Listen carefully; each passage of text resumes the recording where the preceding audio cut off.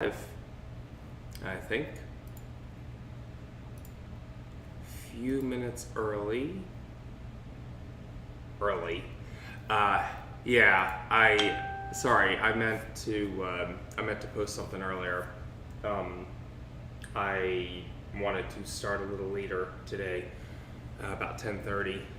So I was hoping it would just update the event, and it didn't. It created a new one that was at 10:30, and it still showed that I had a 9 o'clock paper wrangling session. So, oops. Now I know. I think I'm just gonna change all the dates to 10:30 or cancel all the other one. I don't know. I'll figure it out. But yeah. But it's a few minutes before 10:30, so we'll give it some time for people to trickle in, and then I'll get to folding. This is going to be a continuation of last times. I finished the second stage of that tessellation. Now we're going to go into the third stage. It's going to be super exciting. Maybe. I think it'll be super exciting. So, hey Beth, welcome. Sorry for the time change. I'm more awake now at 10:30 than I would have been at 9. So Monday nights are always a little rough. So we're gonna give it a few minutes for if anyone else wants to join before I get started, and then we'll be good.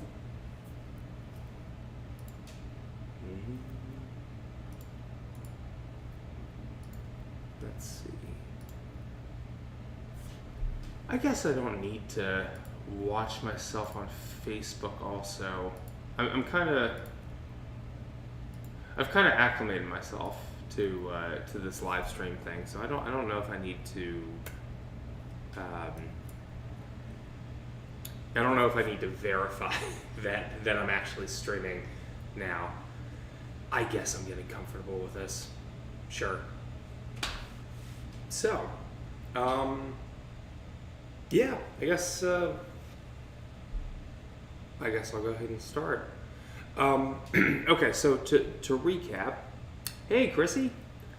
Welcome. Thanks for joining. To recap, last time I kind of went through an older tessellation of mine, and I did about about a third of the actual folding. Let's see if I can find it quickly. The actual piece that I was folding was this sucker. There's that, and this is done in kind of 3 tiers of patterning. You have a hex twist pattern, and then this is the second tier, and then you take that and turn it into this. You kind of push up and down. But one of the things that you had to do to set this up, you get the hex twists. Was 18? I think it was 18 grid lines away from each other. So from the center of that hexagon to the center of that hexagon, 18 grid lines. And that's what I have. That's what I have here. I have 18 grid lines from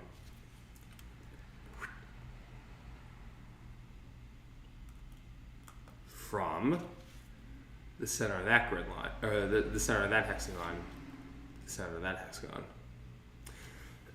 So second tier finished. I'm going to take this and turn it into the other thing that I showed you, and it should be good. No gridding today. This is just raw folding. So I took the dock cam out of here so I can zoom in. I think this is okay lighting. It looks like you can see the grids pretty nicely. It's a good dramatic effect with the side light. It's kind of cool. So now you can see all of these little dinky triangles. So let's see if I can remember how to do this. I'm going to pull this back because I'm going to have my hands underneath for the most part. Yeah, get that sucker in focus. Okay, so what I'm going to do is find the midpoint between these two and pop it up like that. And this, basically these two diamonds, these two diamonds right here are going to be the midpoint of this segment here. Thing is, what you can kind of see happening here is that these two hex twists are being pulled toward each other. Now this is a fully formed Euclidean plane. It's it's flat. If I try to pull 2 points toward each other, it's going to warp kind of everything else around it. Unless it's all brought together in a very particular way, in a particular pattern, like a crystalline pattern or a tessellated form. So I could, pull these two together too, and these two together, and these two together, and these two, and basically work my way out throughout the entire pattern, pulling hexagons together. Or I can just accept the fact that it's not going to be flat until the whole thing's done, which I think is probably makes the most sense. So between each of these, and this is more to get myself kind of remembering how to fold this thing, because I don't prep these videos very specifically. I don't remind myself how to fold. I don't figure out what I'm going to fold beforehand. I kind of that's intentional. I don't want to do that. I got other shit to do.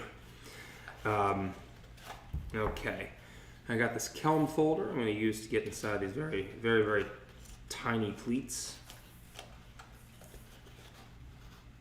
And there we go. All right. So you can see as it gets really tiny, it's hard to actually fold all of the collapse creases as you need to. So sometimes you need to use kind of context creases to push it into place. In this case, I wanted to make sure that this was stuck as a mountain fold, so I was able to pinch around it and kind of pinch inside there. And that's something you have to do sometimes. You have to use other creases, other pleats to sort of encourage the paper to go in the right direction. And do the same over here.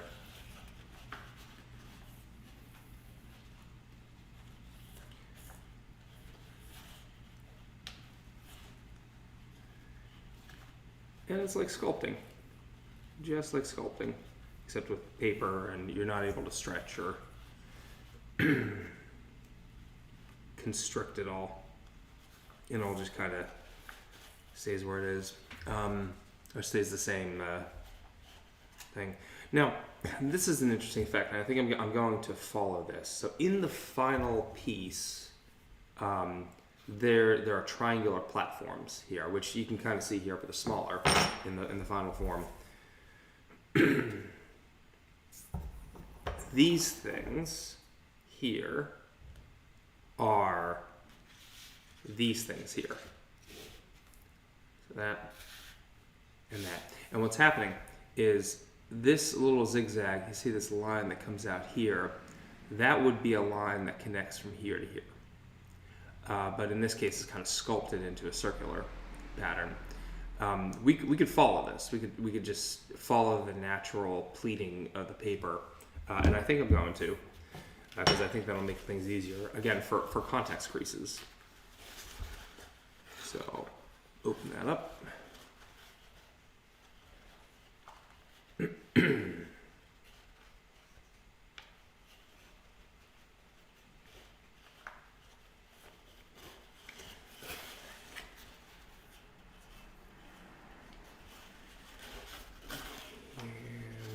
That comes out like that. Oh, I remember why I never folded at this scale before. I'm gonna have to do some very very fine folding work.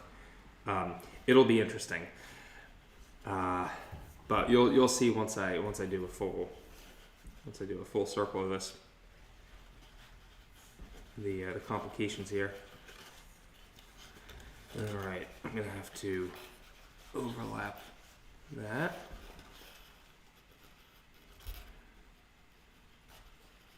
Yeah, and let me know if you can see the grid lines here easier than last time. Always welcome feedback. You'll notice as I'm going around this cluster, I'm rotating the paper. I like to have the same sort of vantage point on everything as I'm working on it. But for teaching or demonstrating purposes, it can get complicated for the viewer trying to see where on the paper everything is. Mm-hmm.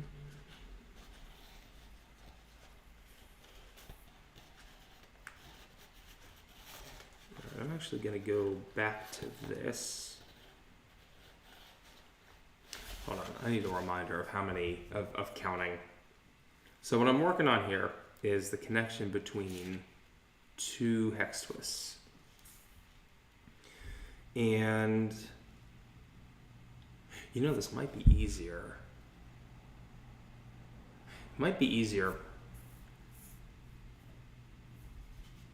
So that's not a hex twist, obviously. That element right here is not the same as that element. However, oh, you know what it is? I know what it is. I know why I'm having difficulty. I'm working on the wrong side of the paper. I should be popping up these segments on the back side. But I'm still going to do the same thing that I was thinking. I need to turn each of these hex rosettes into these little platforms here, and that's pretty straightforward. Basically, I'm going to take my finger, put it on the top of the hex twist on the one side, and push in so that my two fingers are connected. So my two fingers are touching each other, and then bring them both through the paper at the same time and keep everything nice and contained. And that pushes the plane, the hex twist through the plane. And then, basically, I make it look symmetrical. And the easiest way to make it look symmetrical is to end up having a hex twist, a hex kind of star that rotates around like this. And I'll show you what I mean. This is most of what tessellators do, by the way. So we say, ooh, this is a cool symmetry. Let me do more of that symmetry. Zoom in on that a wee bit. There you go. That is a cool little hex star effect. There we go. All right, so that is going to be the first step of changing from second tier to third tier. And you can see this element is similar to this. You have a hex platform here, hex platform here. These will kind of loosen up at some point, and then basically all the stuff surrounding it will turn into all the stuff surrounding this sort of mountain volcano effect. So there. Yeah, so that's going to be my first step. I'm going to turn all 19 of these into hex star volcanoes, I guess. I don't actually have a name for that.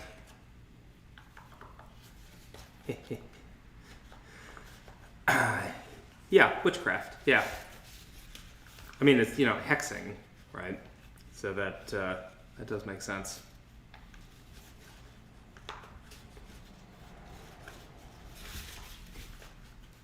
whichever craft I want.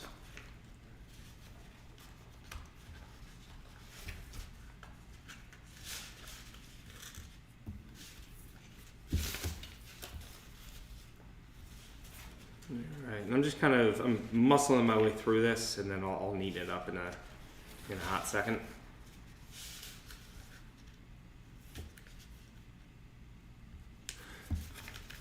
You might end up, if you're following along, you might end up with little things like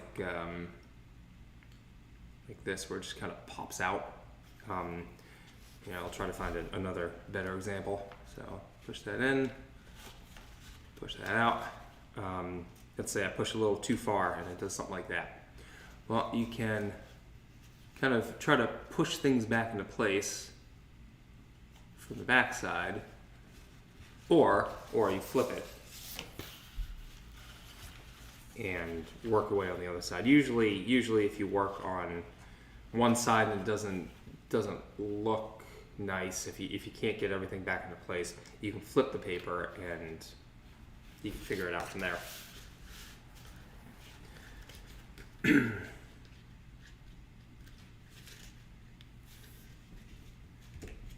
All right.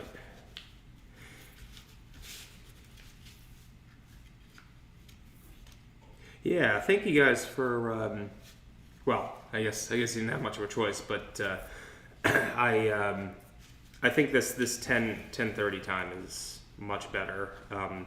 So there's an event that happens every Monday night in my studio hometown. There's Irish sea shanties, and yeah, Tuesday mornings are 10:30 is a better time. Gives me a little more time to actually figure out what I'm going to do.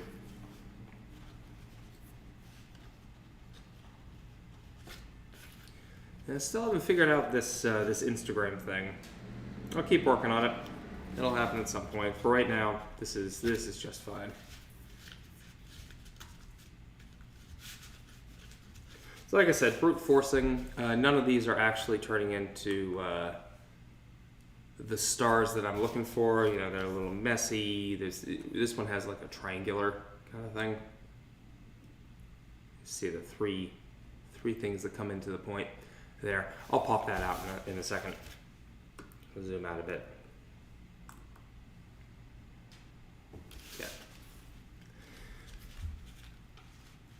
Yeah, actually, I was thinking I could do... Yeah, I'll do the whole thing. I got time. Yeah, because I suppose this is going to go to about 11:30 to get the full hour. So there.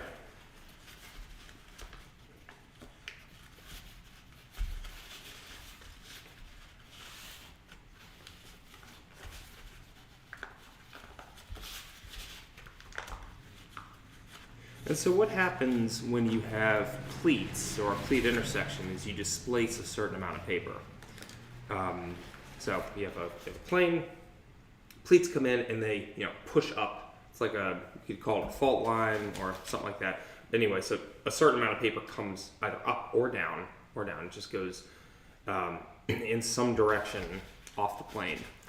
And the way that twists work is there's a symmetrical, it kind of takes the paper that's above the plane and it pushes it back down and forces it into the plane. It doesn't have to be like that though. You can displace the paper in lots and lots of different ways. So that's what I'm doing here is I have these pleats, these mountain, valley, two spaces, valley, mountain pleats.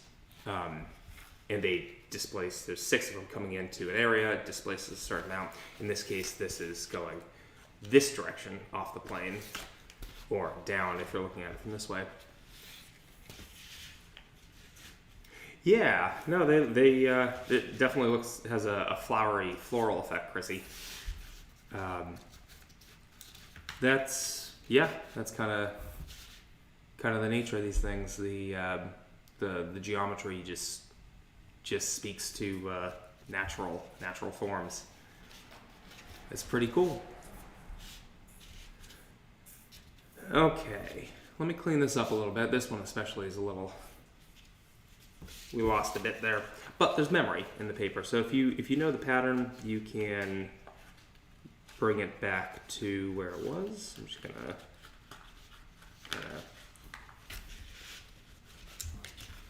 knot it in place. There we go.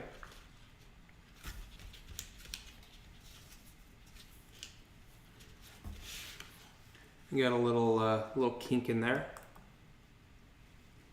A little kink. And I can either use context creases to pop it into place, or I could have gone in through the back and popped it in. Actually, it looks like that's what I'm going to have to do. I'm going to have to take that, and I've got my thumb on the back side so that I know where I'm looking. And it looks like that is the oddball out, the one that's up in that direction. Pop it back in place. Now we got symmetry. Flip it over, and yes, indeed, we do. We have a six-sided star, six-pointed star.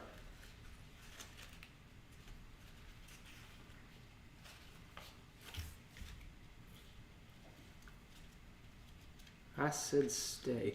And of course, this is gonna be harder the smaller the grid.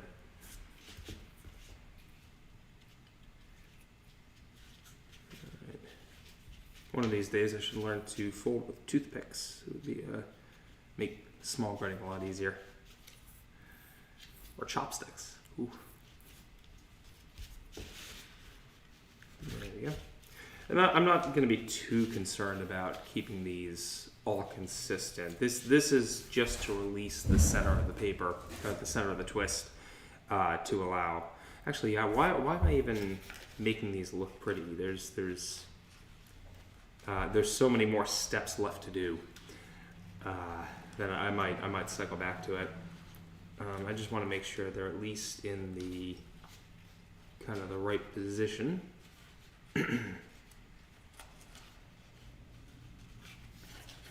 Bear with me one sec.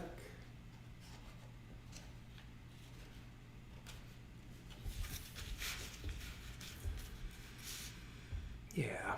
All right. That'll be the next step. The little popcorn things. Ben, good question. What can be done when the paper starts to get worn and soft loses memory? You can stiffen the paper. So the context creases that I was talking about, that sort of relies on some rigidity of the paper. You know, if I can't push that little point. Let's try this again. Focus. I can't push that little point in if by pushing this way it doesn't pop into place like that. So yeah, you do lose some functionality, I guess. You lose some ability to manipulate the paper. In that case, if you really want to keep the paper how it is, what you have to do is you have to unfold it so that your fingers can get inside, give it a nice solid pinch, maybe tweezers or something like that, if your fingers can't get in there. Anything you can do to improve the memory of a very specific spot. I don't like that. Yeah, it's a pain. It really is. I haven't really found that with elephant hide, which is the bookbinding paper that I use. I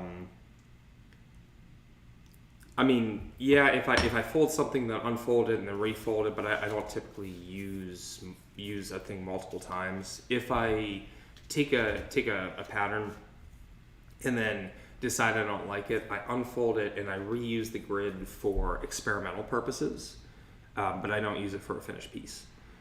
So, yeah, I think that's probably the answer. There are ways around it, but I'd probably just get a new sheet at that point. Find a different procedure to getting to that point. Okay, so now we've unlocked all these little little hex twists. I'm going to go back and try to constrict them again. So you can see, I like to have my middle fingers and thumbs to pull like that. But if I have all this paper in the way, if I'm trying to get to the center, well, yeah, I gotta sort of morph the paper like this, which is fine. This can be flattened out. I can use some methyl cellulose to stiffen it after the fact. So I'm not concerned about warping it like that. Problem is, if this were a monstrous sheet of paper, I'd have to roll inside of my hands in order to get all the way there. I'd probably have to figure out a different method for getting on the inside. Anyway, I'm going to focus on that segment first. Focus. And okay.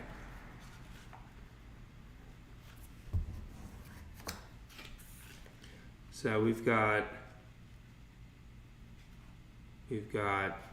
diamonds in the middle here. Diamond here, that one, and a diamond here, that one. Is that right? No. Diamond here and here. It's quite a bit different if I'm looking at the screen or the paper. I'm gonna look at the paper instead. There we go. That's the one. So this has to pop down and then back up again. And now you see this almost acts like a pleat in and of itself. This cross kind of ridge line. And I say that because it's displacing paper over here and over here, and I can redirect that downward. I'll show you what I mean.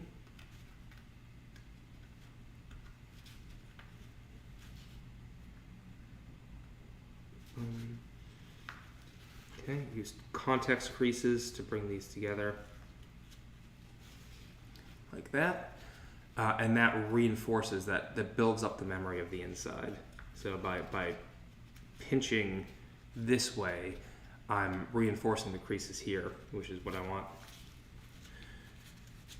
Almost there. This is an element that I'm looking for in the finished piece, so I'm going to keep that. Try to get that over here as well.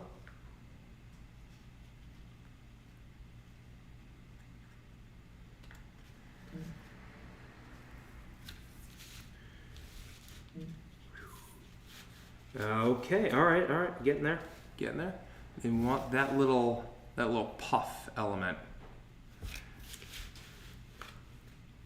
Now, the difficult part, like I said earlier, having any kind of elements on the inside here pulls these two together, which means that all of the rest of this grid, the entire rest of the paper, is pulling against this. It wants these two to be right here, just a little further away, which is working against my memory. I'm trying to fight that. But as I get that throughout the paper, it'll become easier. Okay, so next thing, I think that's good. I've got the memory there. I can unfold this and not really worry about losing it forever. Let's go back to the photo.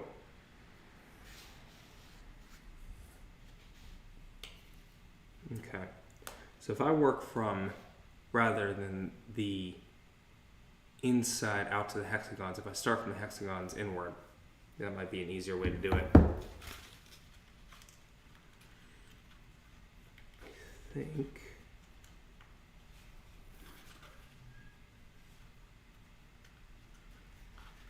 it's something like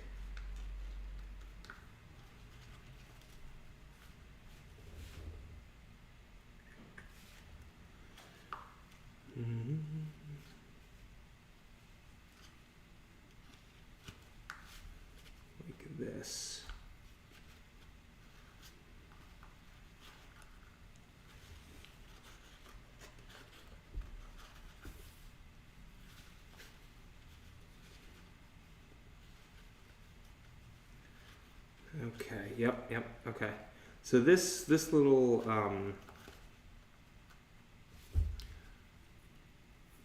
popcorn molecule, that's something we're looking for.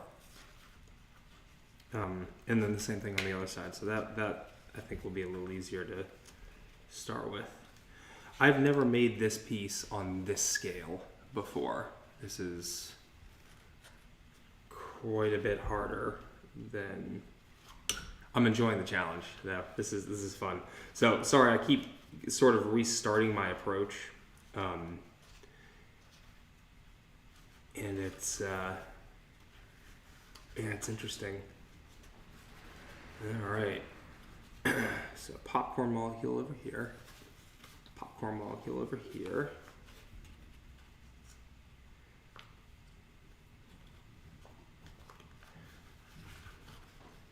Yeah, okay. I suppose I should count. So the popcorn molecule shows up here. And that is 1, 2, 3, 4. The center of the popcorn is 4 spaces away from the center of the hexagon. 1, 2, 3, 4. Okay, so that one's good. This one, center of the hexagon, 1, 2, 3, 4.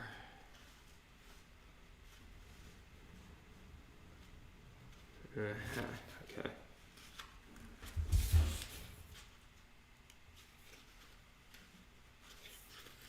Right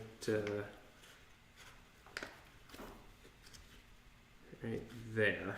That's the center of the popcorn molecule. So we've got 2 of those. And also, yeah, remember the entire paper is fighting against me right now because it does not want to pull to constrict in this way.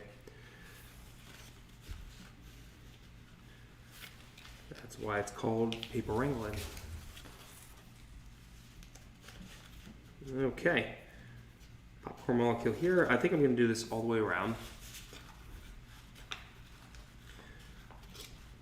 Okay. That. 1, 2, 3, 4. Is that right? 1, 2, 3, 4. So the setup of this takes a lot longer than the actual execution, I think. So this might be a kind of a boring part of the live stream.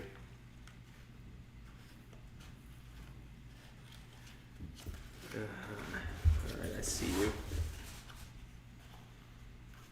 I see you, you bastard. The paper doesn't like being sworn at, so if you threaten to swear at it, it obeys you better. I found. I don't know if you other tesselators out there have found similar things.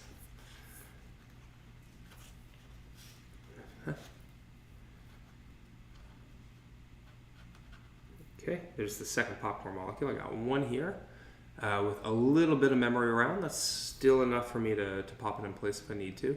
And then that.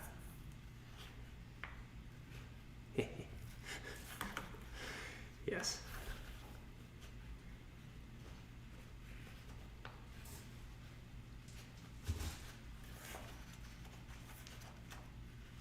There we go. There's the second one. So now I've sort of forced these two to have more memory, and that might be enough to combat the rest of the paper. All right, so I'll work my way around with a third popcorn molecule.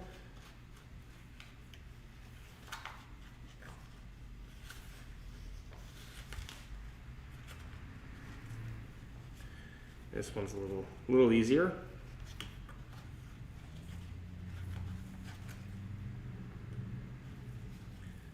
All right.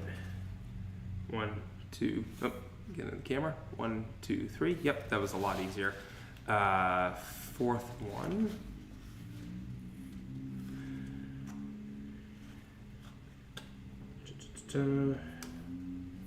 So in addition to counting from the center outward, 1, 2, 3, 4, one thing that I'm finding is I can work my way around this.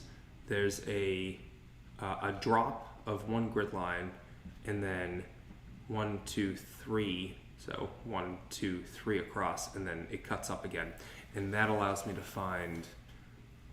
So drop 1, 2, 3 up. There's my. Right there is the center of my popcorn molecule. Little tiny popcorn molecule right there. And then context creases. Context creases really allow it to snap into place. So 1, 2, 3 up. This.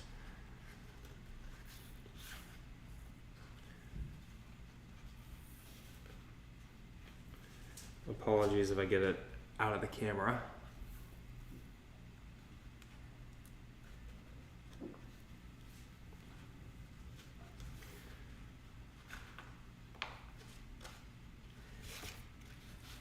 Okay, I think I'm gonna do something drastic. I say in a calm voice just before I do it. I'm actually gonna unfold this. So the full paper is really fighting against me, trying to pull everything around. So I'm gonna unfold a lot of these twists from the outside. It still has the memory. It's okay. It's okay. Okay, you guys good so far? Okay. A lot of people freak out when I do this. Flatten that out. Okay, it's okay. It's okay.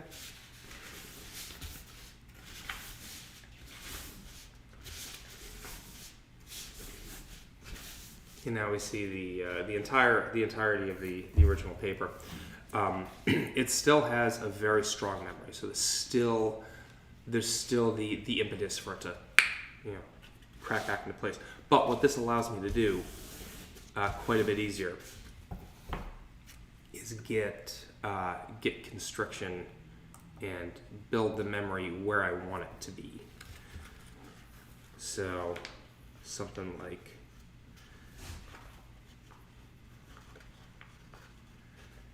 this is the next.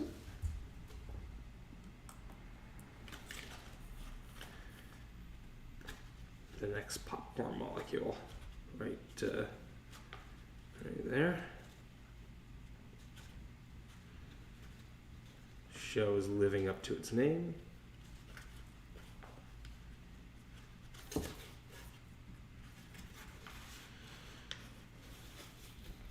Okay, so I have the memory around this element. I have the memory of 1, 2, 3, 4 of the 6 popcorn molecules that go around. And I'll do this one. This is number 5. Pull that back a little bit so I have some room to fold.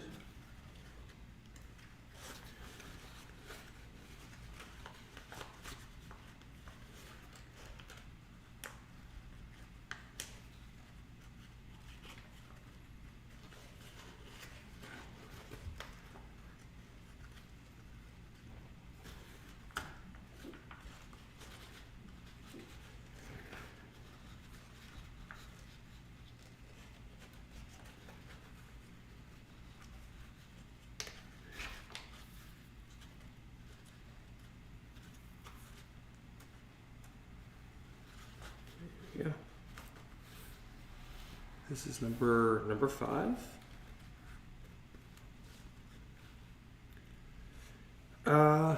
So Ben asks, how many times do you think you can fold and unfold a sheet of elephant hide before it loses its ability to go back into form? Well, I'm not back greasing any of these.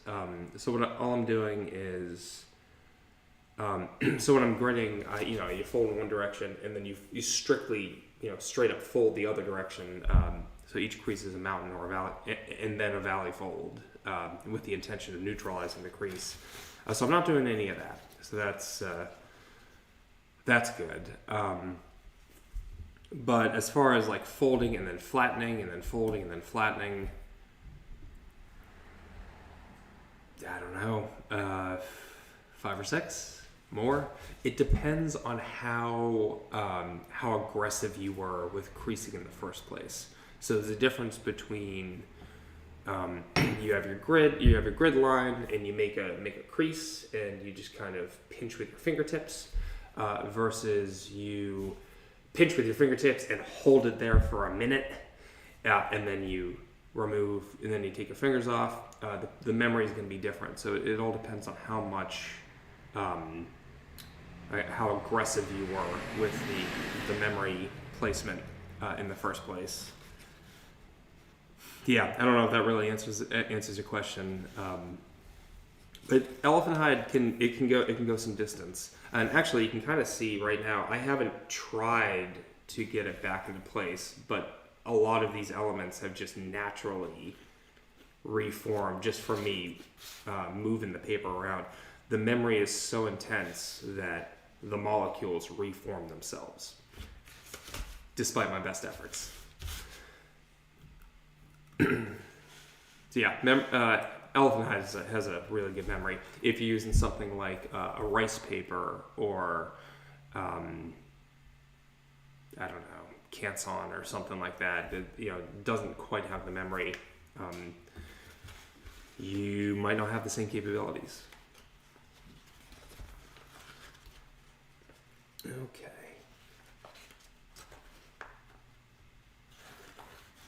Now that I'm on to the sixth popcorn molecule, which is here. And again, using context creases to set this up. I'm not sold on the term context crease. I just whipped that term up for today.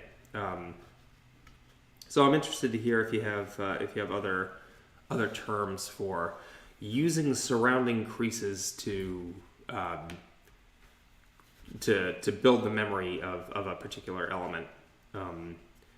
I think context creases, it's okay. It's okay. I feel like there's something better out there, but I'm interested to hear your thoughts. There we go. There we go. Okay. Cool. This is number 6. Number 6. So now that I've gotten sort of the pre-creasings of all 6, I've got my eyes on the prize. So the 6 are here, here, here, here. It's kind of hidden in the light, but I can see it from where I am, here and here. So those are the 6. Now, fun.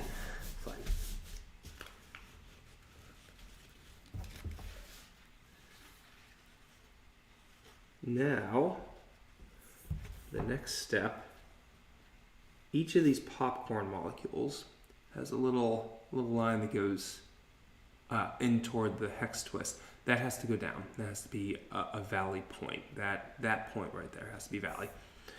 And that one's going to be valley. And these are going to come together like this. I said like... Come on. Like... this with ridge lines that cross the grid. What I'm doing here,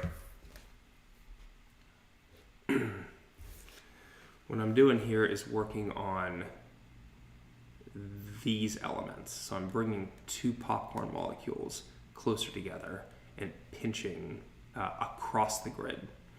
So it's not along grid lines. Like this line right here is not a grid line. It's between 2 axes. It's the bisector. Okay. And so for that, I'm going to have to gather some stuff up. Makes it easier because I can push and pull.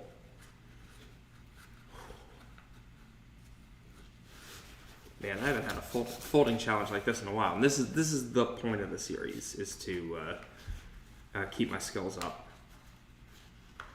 Now, one thing I could do is, you recognize that all of the pleats, this is a valley fold, a mountain fold, 2 spaces, mountain fold, valley fold, all of those are the same, and it doesn't matter what's in the middle. Those can go off forever in all directions, and it won't affect any of the rest of the paper. So I could actually run this pleat through all the way to the end. Run this pleat through all the way to the end. This looks bad because I'm sort of reversing some of the memory. Maybe that'll come back to bite me. But I feel like once I get one molecule in place, it's going to help all the other ones. I can already see. Maybe I don't have to run all the way to the end, but I want to run it at least through one ring around.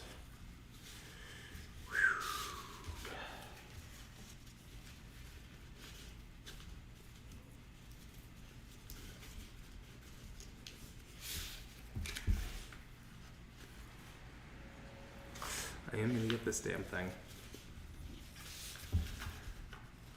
Okay. So by doing that, I've created a twist, or a pleat intersection with some nondescript molecule in the middle, and I've displaced a certain amount of paper. That should be exactly the amount of displacement that I need to form this thing.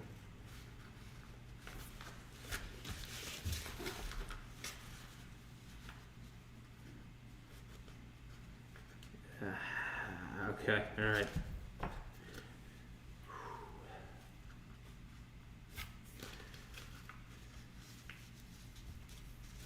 Actually, it's more than that. It's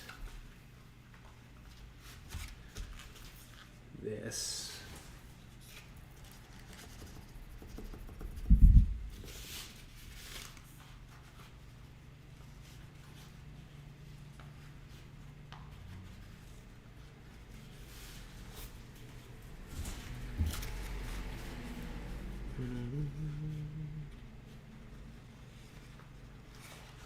Now, I haven't lost the popcorns. I haven't forgotten about those.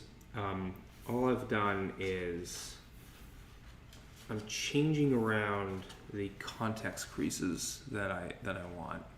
All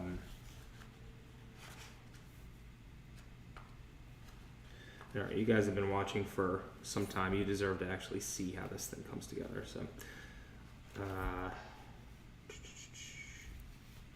big reveal coming up.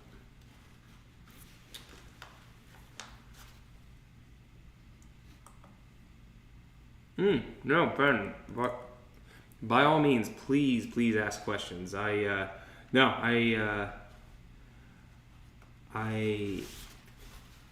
first off, I welcome feedback on how if what I'm doing isn't clear enough. But no, this is supposed to be interactive in some way. It's not it's a demonstration, but no.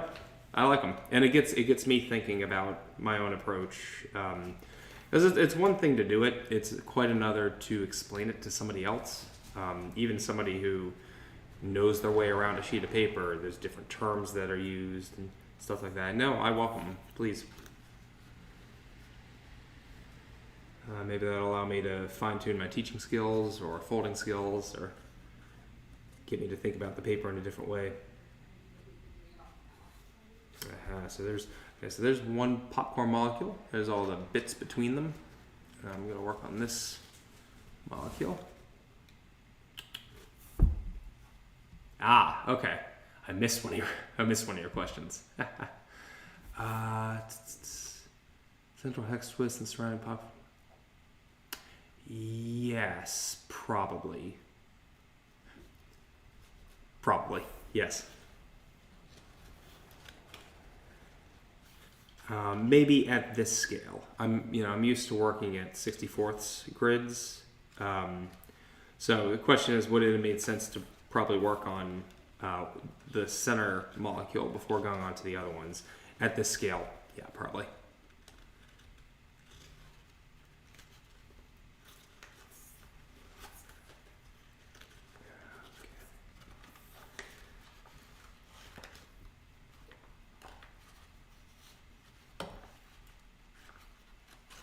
Okay, so now we've got 2 popcorn molecules and the bits between them.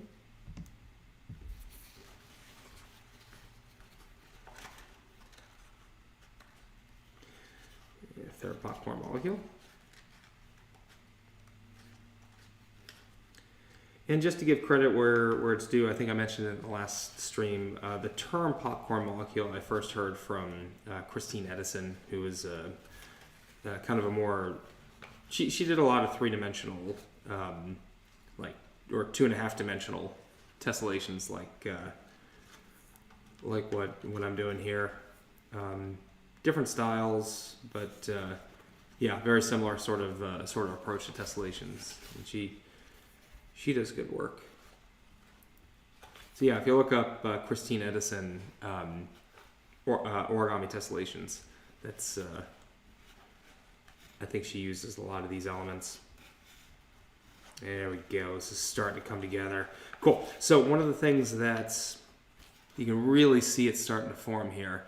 One of the things that happens is you get this little kind of crevice that starts to form.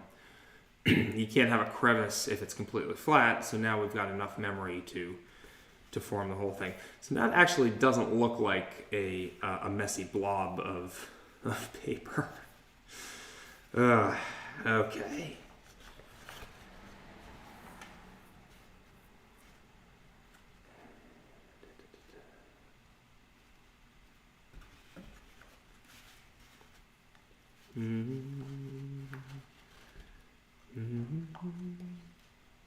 Yeah, 50 minutes in. 50 minutes in, I've almost got one of these molecules done. Oh yeah. Let me tell you, it's pissing me off enough that I want to finish this. I'm going to finish this whole damn thing. Not in the live stream, necessarily. Probably not. But this week. So help me God.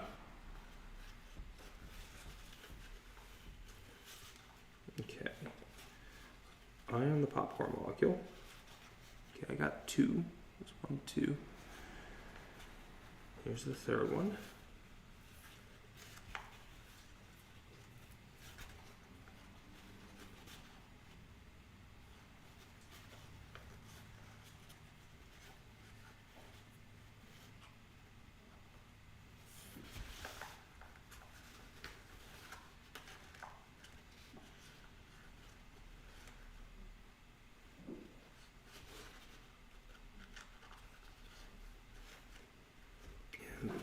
Fourth one.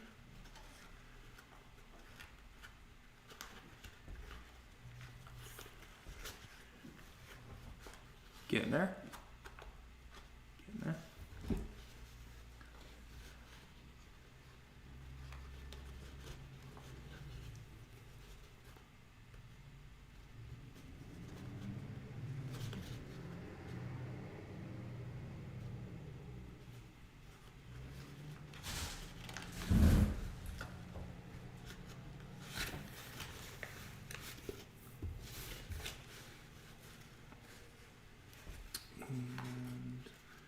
Lost the popcorn here.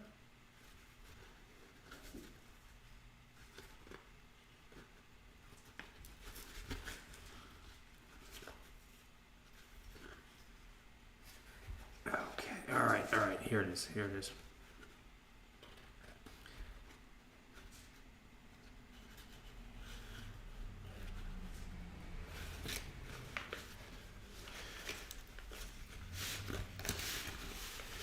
Most of the surrounding bits now.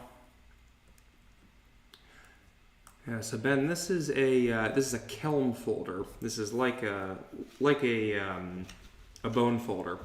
It's named after Daniel Kelm, who's a bookbinder, paper artist up in Northampton, East Hampton, Massachusetts, and he worked with another paper artist, bookbinder, but also metal worker, whose name is eluding me right now, to make this pretty hefty, effectively bone folder, but quite a bit more heavy duty. I bought this as a present for myself a couple years back, and yeah, it's pretty nice. You can use a bone folder. You can use a like a paper clip or something like that. I know a lot of tesselators that use paper clips. You just have to be careful of puncturing the paper. Okay, so I'm going to take my own advice. It's a little messy on this side, so I'm going to flip the paper and I'm going to work on it from the back. You can see the symmetry is almost there.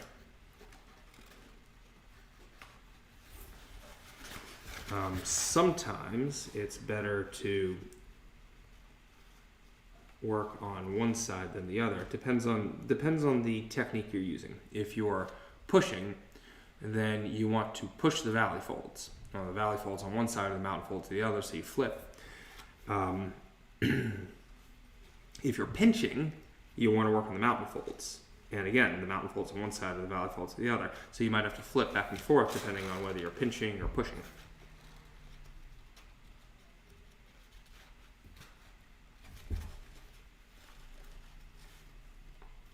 Make sure this is there.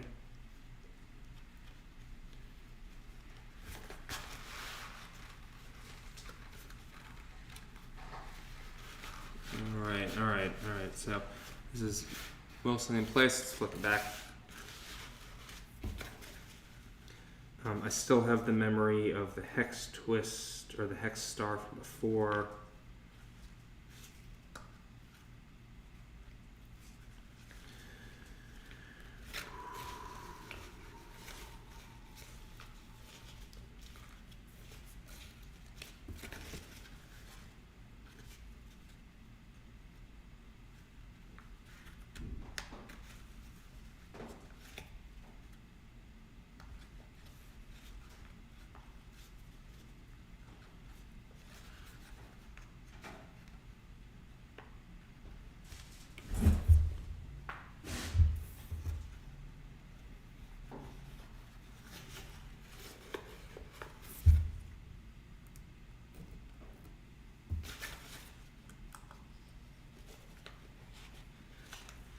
And all the better if you can work on both sides of the paper. It's kind of, you're doing some blindfolding because you're going on the other side. But sometimes it helps.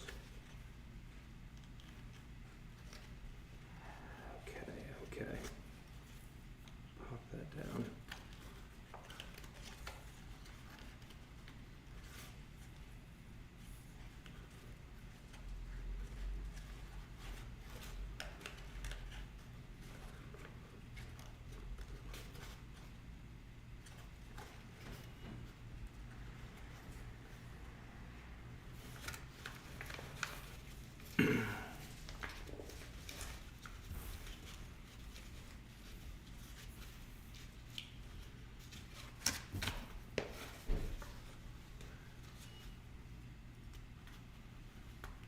Okay,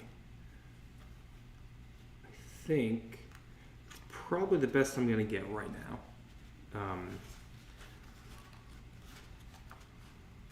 Nah, that's not true. That's impossible. Hold on.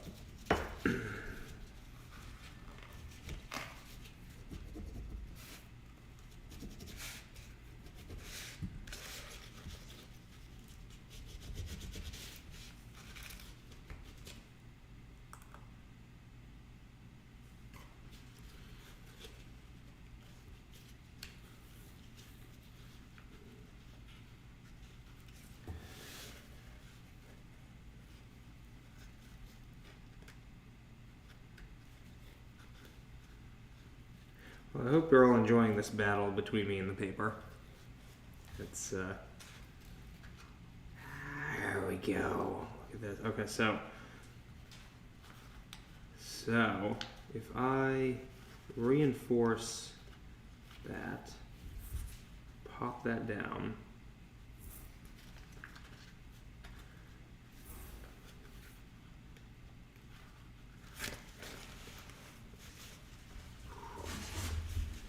every single triangle has to be in just the right spot.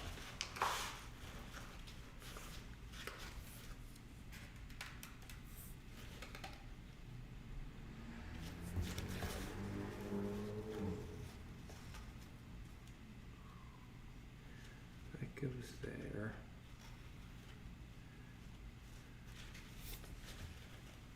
Okay, I think I'm going to let this go for a little bit and work my way outward. So, it doesn't look that great, but we've got the memory of 6 popcorn molecules around here. And oh no, Ben, yeah, Ben Matthews, it is not just you who fights with the paper.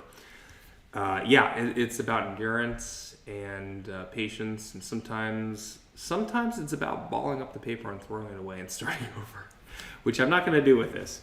But okay, I think that if I add another ring around this, because that's effectively what is happening here.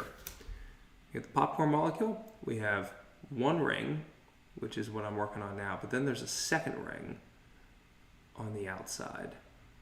And I think that will help. So the second ring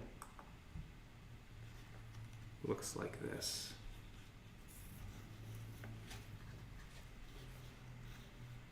See the second ring starting to form.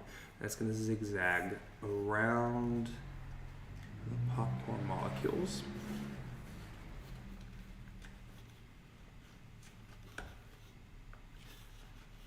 Just like this.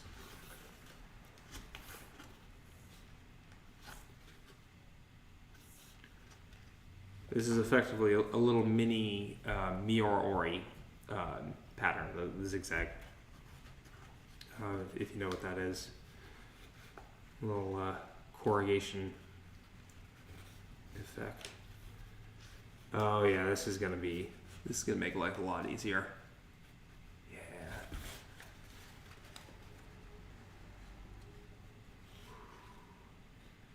And 1, 2, 3. So each one of these is going to be straight across. We got 1, 2, 3, 4, 5. Then up, down, up, down. 1, 2, 3, 4, 5. Up, down, up, down.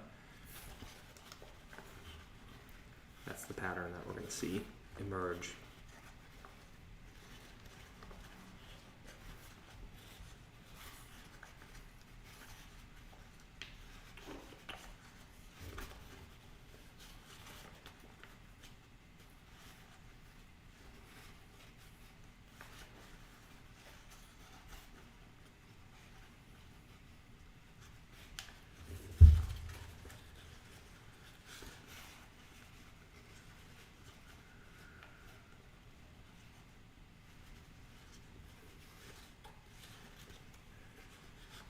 Yeah, this is so much cleaner. This is so much quicker to do it from the outside in.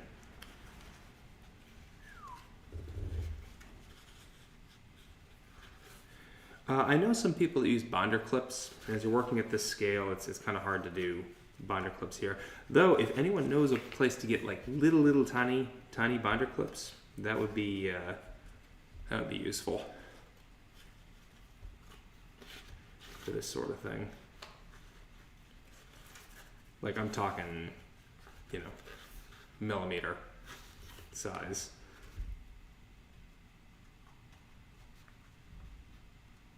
There we go.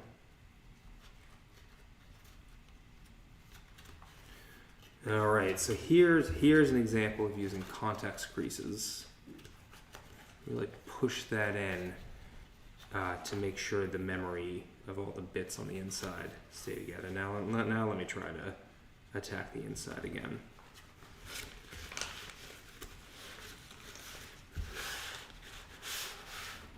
Push that in.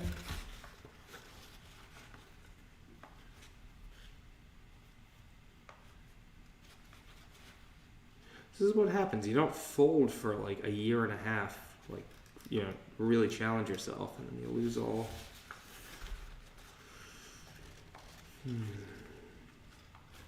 All your abilities. It's not okay.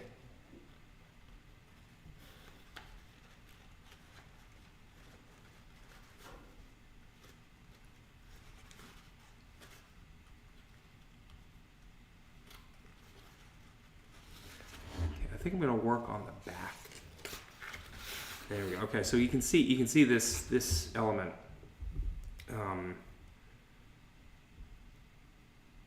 Is that. So that turns into that. So that might be a good clue in how this is supposed to work.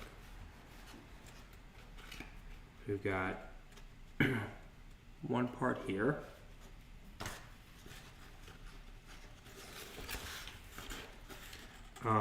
This part here is this little mouth that opens up. That is the backside of the popcorn molecule. So that's something we want to preserve. So work our way around the border like this.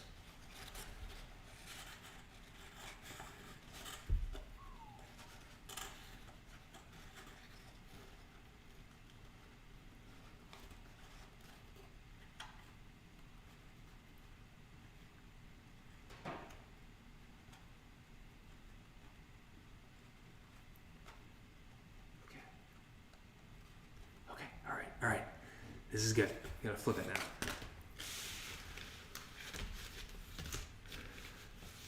It's getting there.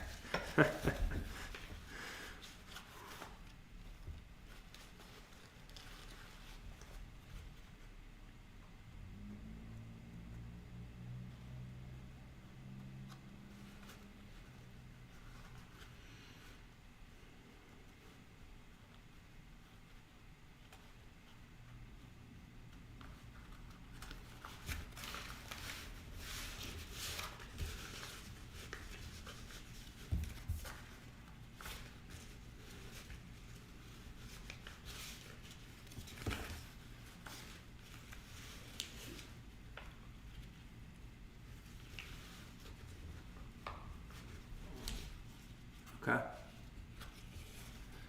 I think this is okay for now. Yeah. I've been here for about an hour. I think I've come up with a good approach to this at this point. I could do a part 3. Nah. I think I'm going to work on this over the course of the next week. Get a little better lighting on that, and try to get this really hammered down. So I'll show this next Tuesday. Yeah, I think I'm going to call the live stream almost over. Keep working on this. Grab some more coffee. And muscle my way through. But next Tuesday, I'm thinking this 10:30 time. This 10:30 time works for me. You know, I could have a coffee beforehand and work on this. So that's gonna be my tentative plan, is to do 10:30 and to continue and finish this sucker. If I don't finish it over the course of the next week. So, thanks for watching, people. Thanks for the comments and the questions, and I will catch you in a week or so. Have a good week. Take care.